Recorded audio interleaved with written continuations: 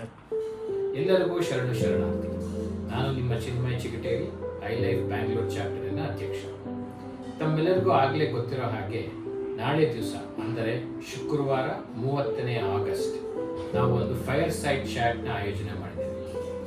ಈ ಕಾರ್ಯಕ್ರಮದ ಹೆಸರು the impact of the union budget on MSME enterprises.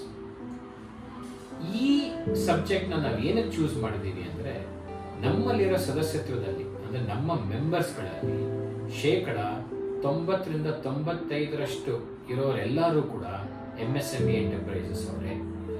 ಹಾಗಾಗಿ ತಮ್ಮೆಲ್ಲರಿಗೂ ಈ ಉಪಯೋಗ ಆಗಲಿ ಅಂತ ಹೇಳಿ ಈ ಕಾರ್ಯಕ್ರಮನ ಆಯೋಜನೆ ಮಾಡಿದ್ದೇವೆ. ಈ ಕಾರ್ಯಕ್ರಮದಲ್ಲಿ ಮಾತನಾಡಲು ನಾವು ಬಹಳಷ್ಟು ಜನರ ಹೆಸರನ್ನ ಯೋಚನೆ ಮಾಡಿದ್ವಿ.